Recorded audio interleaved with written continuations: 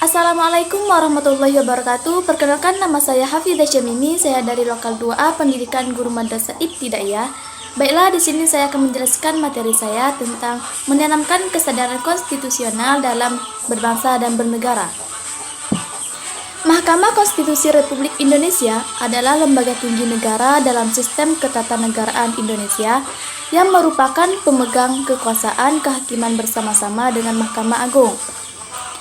Peran MK dalam penegakan hukum di Indonesia, terutama Undang-Undang Dasar 1945 sebagai hukum tertinggi negara dalam batas-batas kewenangan yang dimilikinya.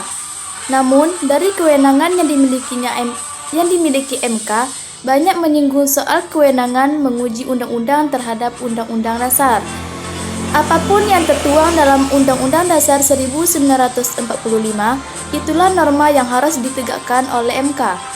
Terlepas dari apakah norma itu baik atau buruk dan ideal atau tidak ideal terhadap keleluasaan menafsirkan Undang-Undang Dasar 1945, prasangka terhadap MK mungkin telah bermunculan bahwa MK menjadi superbody, MK bermain jurisdokrasi, atau MK menjadi lembaga yang uncontrollable.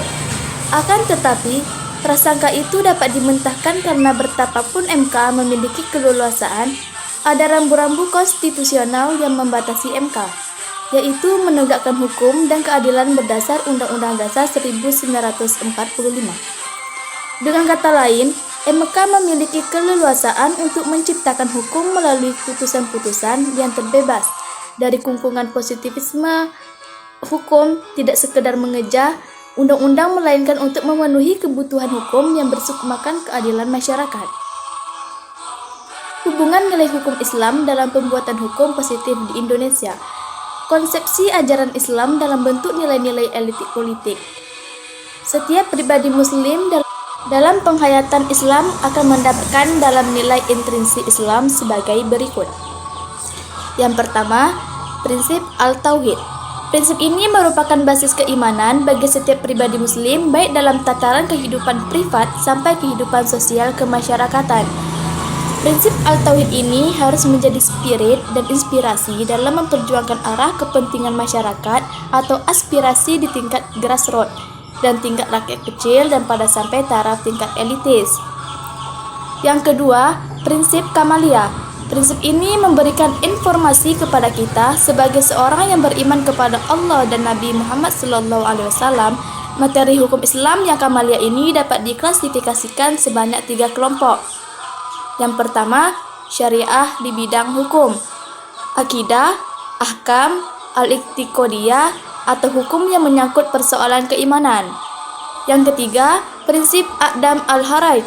Prinsip ini memberikan panduan bagi setiap muslim dalam merumuskan hukum harus dapat meletakkan konsepsi hukum Islam yang akan dijadikan perundangan, dapat menghilangkan kesulitan dan problematika hukum yang dihadapi oleh masyarakat dan bangsa ini. Yang keempat, prinsip Al-Syura. Prinsip ini bersifat mutlak dan wajib dipegangi oleh setiap individu yang dipercaya sebagai pemimpin bangsa dan wakil rakyat yang mengemban amanat penderitaan rakyat. Yang kelima, prinsip Al-Musawah. Prinsip ini berbasis equality merupakan ajaran syariah yang fundamental.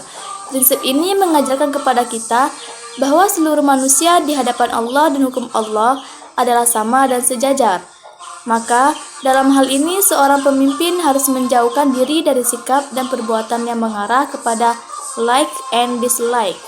Figur pemimpin harus dapat menjaga diri berbuat sewenang-wenang dan membuat kebijakan politik yang menimbulkan pertentangan antar golongan secara vertikal atau horizontal berdasarkan isu-isu negatif di sekitar SARA.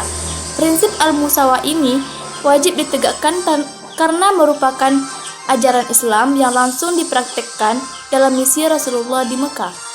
Sebutan Al-Sahabah atau Ashab Al-Nabi merupakan gerakan reformasi sosial masyarakat yang dikomandani oleh Nabi Muhammad SAW.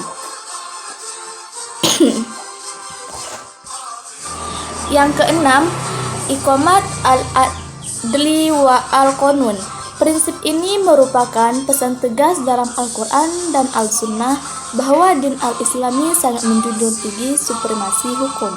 Prinsip menegakkan hukum ini sangat berat dan membutuhkan konsistensi dan kemauan keras agar kita menjadi orang yang memiliki integritas diri. Yang selanjutnya, mengidentifikasi tata urutan perundang-undangan di Indonesia dan dinamika pelaksanaannya. Sebagaimana dalam penjelasan konstitusi atau Undang-Undang Dasar 1945 bahwa Indonesia negara yang berdasarkan hukum, tidak berdasarkan atas kekuasaan belaka. Konsep Reichsstaat mempunyai ciri-ciri sebagai berikut. Yang pertama, adanya perlindungan terhadap HAM. Yang kedua, adanya pemisahan dan pembagian kekuasaan pada lembaga negara untuk menjamin perlindungan HAM. Yang ketiga, pemerintahan berdasarkan peraturan. Yang keempat, adanya peradilan administrasi dalam kaitan dengan negara hukum tersebut. Tertib hukum yang berbentuk adanya tata urutan perundang-undangan menjadi suatu kemestian dalam